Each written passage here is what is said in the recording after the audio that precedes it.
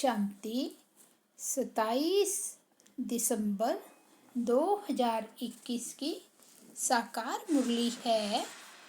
मीठे बच्चे, भारत भूमि सुखदाता बाप की जन्मभूमि है।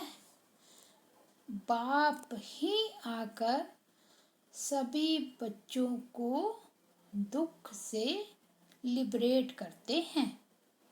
आज का प्रश्न है, सबसे ऊंची बड़ी लंबी कहानी कौन सी है जो तुम बच्चों के लिए कॉमन है? उत्तर है, इस ड्रामा के आदि मध्य अंत की कहानी बड़ी लंबी और ऊंची है। इस कहानी को मनुष्य नहीं समझ सकते। तुम बच्चों के लिए यह कहानी बहुत कॉमन है। तुम जानते हो यह ड्रामा कैसे हूबहू रिपीट होता है। यह सीढ़ी कैसे फिरती रहती है। गीत है ओम नमो शिवाय। ओम शांति। मीठे मीठे सिकिलदे बच्चों ने महिमा का गीत सुना। किसकी महिमा? ऊंचे ते ऊंचे भगवान की, जिसको पतित पावन दुख हरता सुख करता भी कहते हैं। सुख देने वाले को याद किया जाता है। बच्चे जानते हैं सुख देने वाला एक ही परम पिता परमात्मा है। सभी मनुष्य मात्र उनको ही याद करते हैं और धर्म वाले भी कहते हैं कि बाप आकर दुख से लिबरेट कर सुख देते हैं, परंतु यह नहीं जानते कि बाप सुख देते हैं। फिर दुख कौन और कब देता है, यह भी तुम समझते हो। नई दुनिया सो फिर पुरानी होती है तो उनको दुख धाम कहा जाता है। कलयुग के अंत के बाद फिर सतयुग जरूर आएगा। सृष्टि तो एक ही है। मनुष्य इस सृष्टि के चक्र को बिल्कुल ही नहीं जानते। इसलिए बाबा पूछते हैं, तुमको ऐसा बेसमझ बनाने वाला कौन है? बाप तो किसको दुख नहीं देते। बाप तो सदा सुख देते हैं। तुम जानते हो सुख देने वाले का जन्म स्थान भी भारत में है, तो दुख देने वाले का जन्म स्थान भी भारत में है।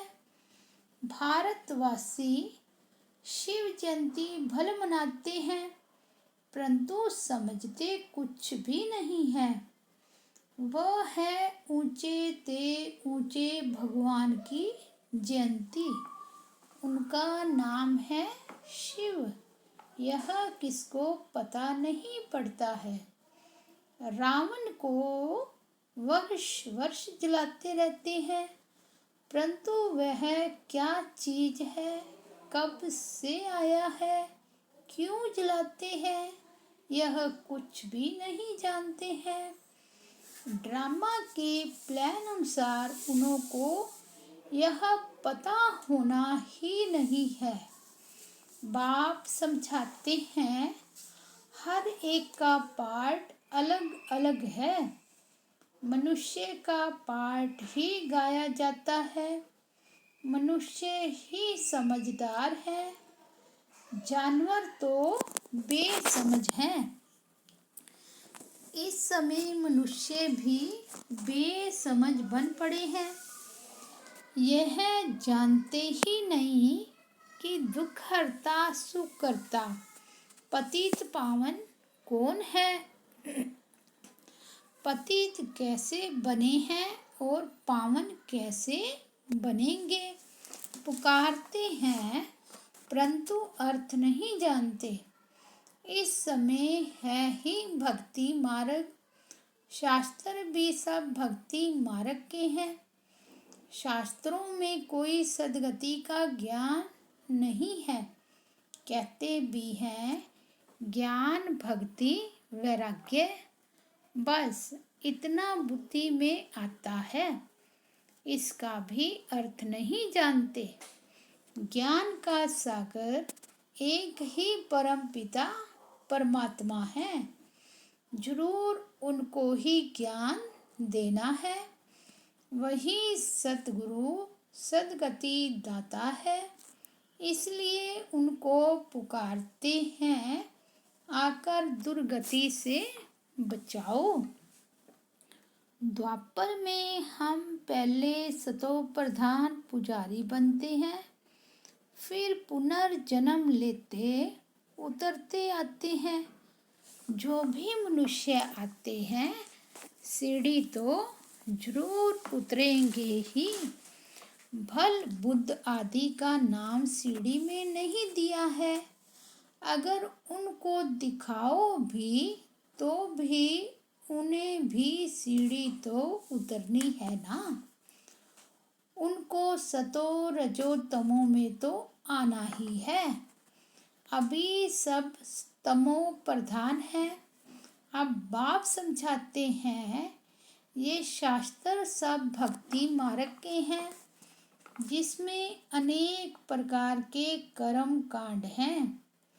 ज्ञान देने वाला एक ही बाप है। ज्ञान सागर ही आकर सच्चा ज्ञान सुनाते हैं। आधा कल्प है दिन, उसमें भक्ति की बात ही नहीं। दिन में कभी ठोकरें नहीं खाते, वहाँ तो सुख ही सुख है।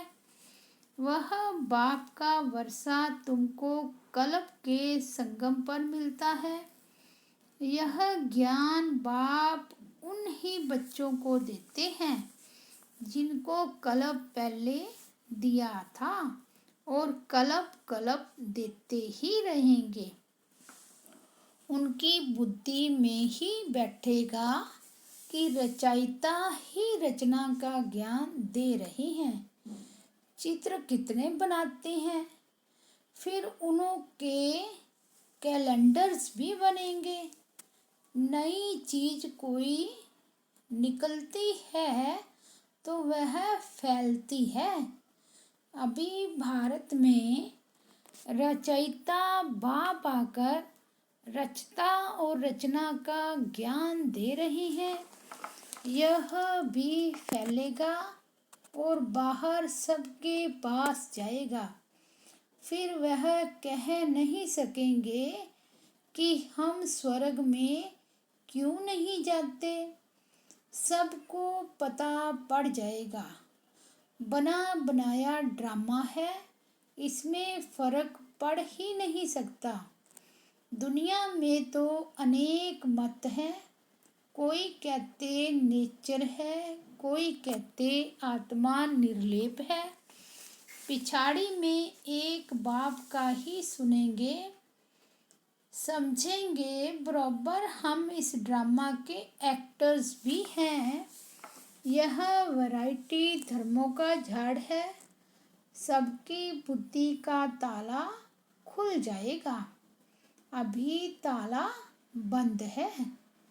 तुम्हारे धर्म की बात अलग है, बाकी ड्रामा प्लान अनुसार वह स्वर्ग में आ नहीं सकते।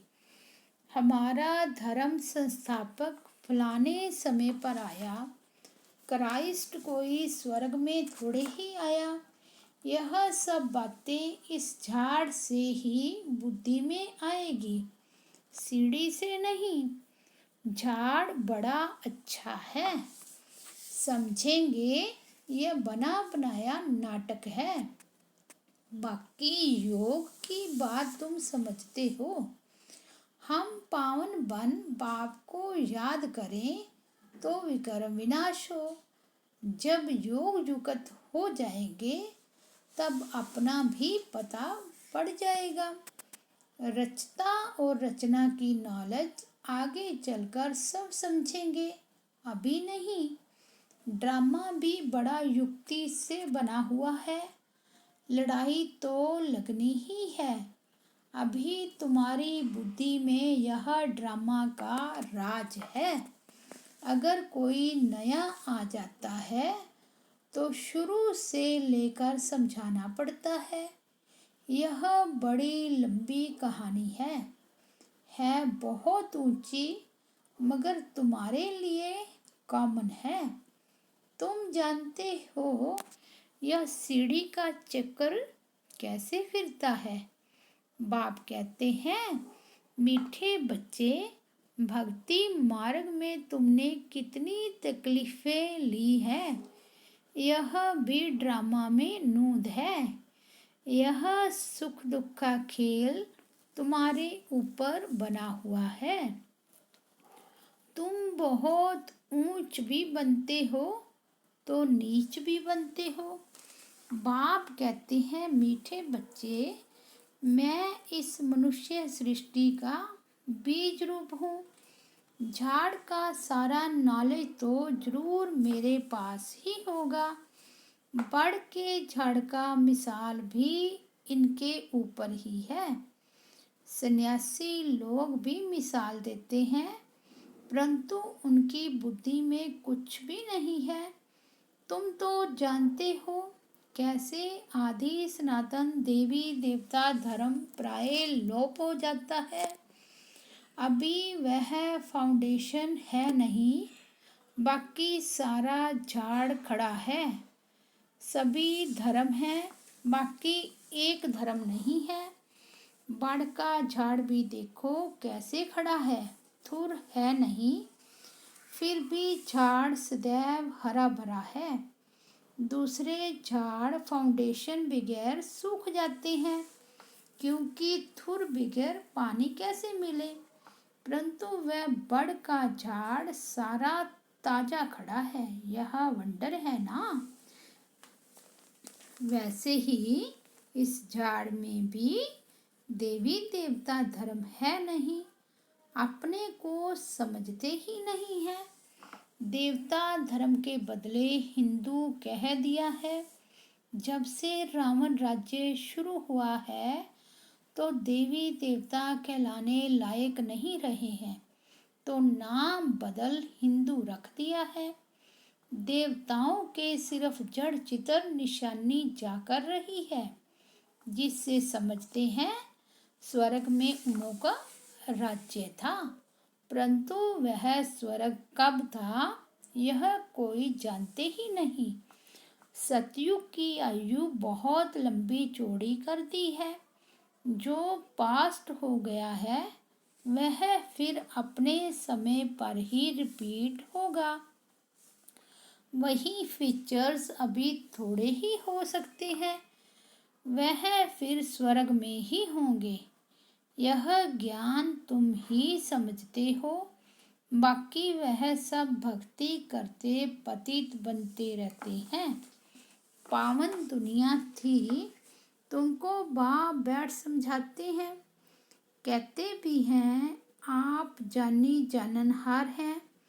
बाप कहते हैं, मैं कोई एक एक के दिल को थोड़े ही बैठ जानूंगा।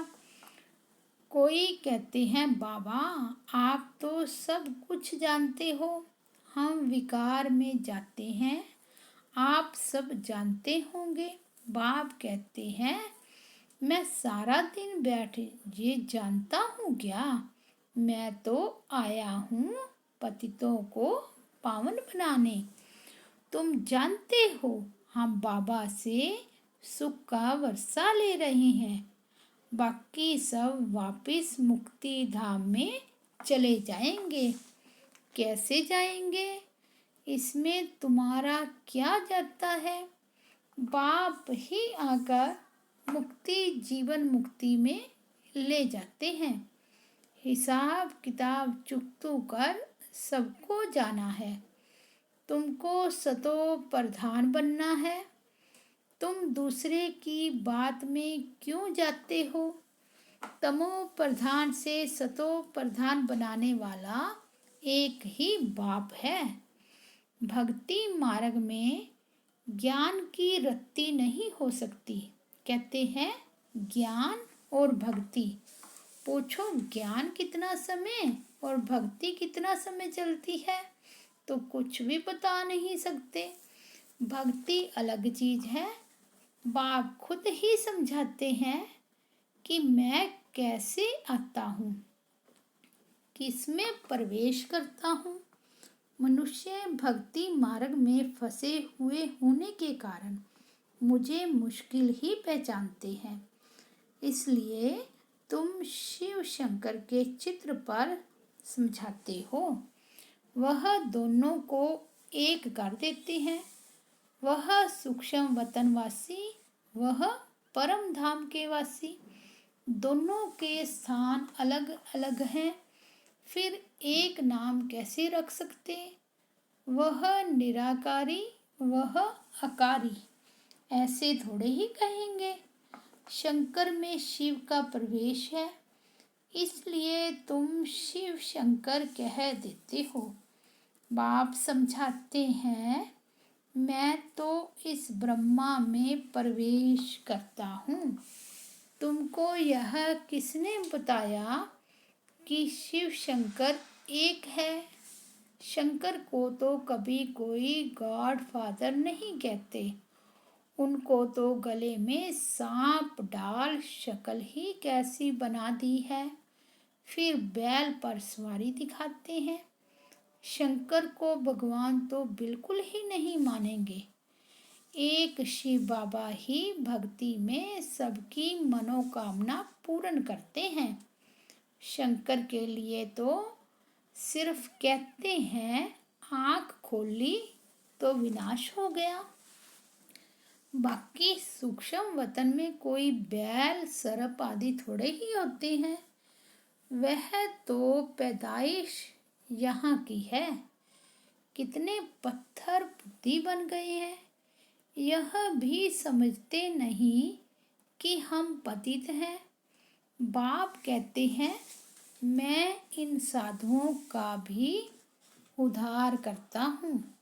साधना की जाती है प्राप्ति के लिए, तो साधु लोग अपने को शिव व भगवान कैसे कहला सकते हैं? शिव को तो साधना करने की दरकार ही नहीं है। उन्हों का तो नाम ही है सन्यासी। भगवान को कभी सन्यास करना पड़ता है क्या? सन्यास धारण करने वाले को गेरू वस्त्र धारण करने पड़ते हैं। भगवान को भी यह वेश धारण करना पड़ता है क्या? वह तो है ही पतित पावन। कहते हैं मैं इन वेशधारियों का भी उद्धार करता हूँ। ड्रामा अनुसार हर एक अपना अपना पार्ट बजाते हैं। भक्ति मार्ग में मनुष्य जो कुछ करते हैं समझते नहीं हैं। शास्त्रों में किसकी सदगति नहीं होती। सदगति होती है एक सत्य बाप से। ड्रामा अनुसार ये शास्त्र भी जरूरी है। गीता में क्या क्या लिखा हुआ है, गीता किसने सुनाई, वह भी कोई जानते नहीं है। तुमको मुख्य जोर देना है गीता पर। गीता ही सर्वशास्त्रमयी शिरोमणि है।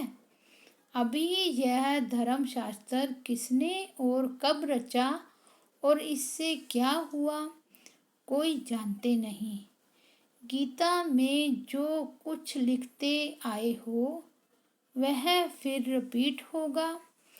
हम उनको अच्छा व बुरा कुछ नहीं कहते हैं, परंतु समझते हैं यह भक्ति मार्ग की सामग्री है जिससे मनुष्य उतरते जाते हैं। 84 जन्म पूरे लेते लेते उतरती कला में तो आना ही है। जब सब अपना अपना पार्ट बजाने आ जाते हैं तब अंत में बाप आते हैं सबको ले जाने। इसलिए उनको कहा जाता है पतित पावन, सर्व का सद्गति दाता। वह जब आते हैं तब ही आकर रचता और रचना के आदि मध्य अंत का ज्ञान सुनाते हैं। अब बाप बैठ पढ़ाते हैं, यह भी माया घड़ी घड़ी भुला देती है। नहीं तो भगवान हमको पढ़ाकर विश्व का मालिक बनाते हैं तो कितनी खुशी होनी चाहिए। सतयुग में यह ज्ञान नहीं होगा, फिर भक्ति मार्ग में वही भक्ति के शास्त्र होंगे। 25 वर्ष यह पार्ट बजाना ही है। यह चक्र का ज्ञान तुम्हारी बुद्धि में है। वो लोग तो ना पतित पावन को जानते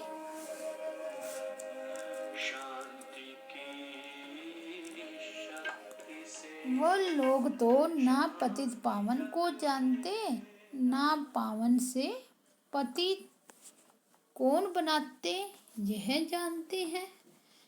सिर्फ खिलौने बनाकर खेलते रहते हैं, समझते कुछ भी नहीं। तुमको कहेंगे तुम भी भारतवासी हो, तुम फिर कैसे कहते हो कि सिर्फ भारतवासी कुछ नहीं समझते, बेसमझ है। तुम बोलो यह बेहद का बाप कहते हैं, वही नॉलेज दे रहे हैं। हम उन द्वारा समझदार बने हैं। प्रदर्शनी में बहुत लोग आते हैं, कहते हैं यह ज्ञान बहुत अच्छा है। बाहर गए खलास, क्योंकि वह सब है रावण के मुरीद। तुम अब बने हो राम के मुरीद।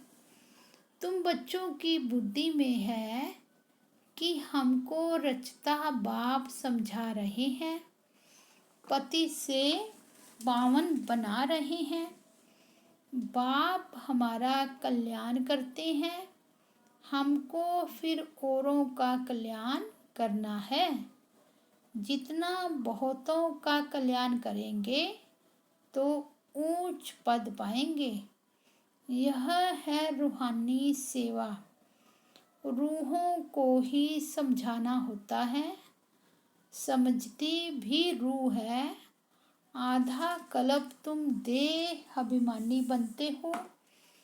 देही अभिमानी बनने से आधा कल्प सुख, देहे अभिमानी बनने से आधा कल्प दुख। कितना फर्क है। तुम जब विश्व के मालिक थे तो कोई धर्म नहीं था। अभी कितने मनुष्य हैं। अभी तुम हो संगम पर। अच्छा, मीठे मीठे सिकिलदे बच्चों प्रति माता पिता बाप दादा का याद प्यार और गुड मॉर्निंग। रूहानी बाप की रूहानी बच्चों को नमस्ते। हम रूहानी बच्चों की रूहानी बाप दादा को याद प्यार, गुड मॉर्निंग और नमस्ते। धारणा के लिए मुख्य सार। फर्स्ट पॉइंट, याद के बल से सब हिसाब किताब चुकतू कर सतो प्रधान बन वापिस घर चलना है। दूसरी किसी भी बातों में नहीं जाना है।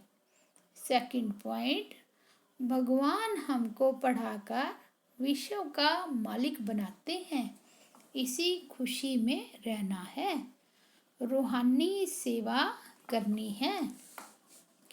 आज का वरदान है, साधारणता द्वारा महानता को प्रसिद्ध करने वाले सिंपल और सैंपल भव। जैसे कोई सिंपल चीज अगर स्वच्छ होती है तो अपने तरफ आकर्षित जरूर करती है।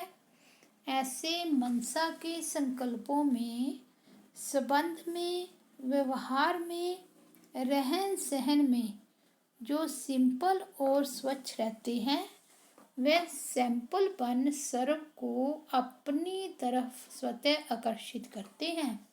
सिंपल अर्थात साधारण। साधारणता से ही महानता प्रसिद्ध होती है। जो साधारण अर्थात सिंपल नहीं, वह प्रॉब्लम रूप बन जाते हैं।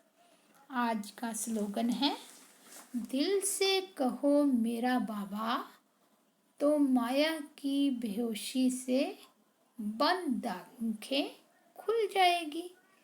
अच्छा, ओम शांति।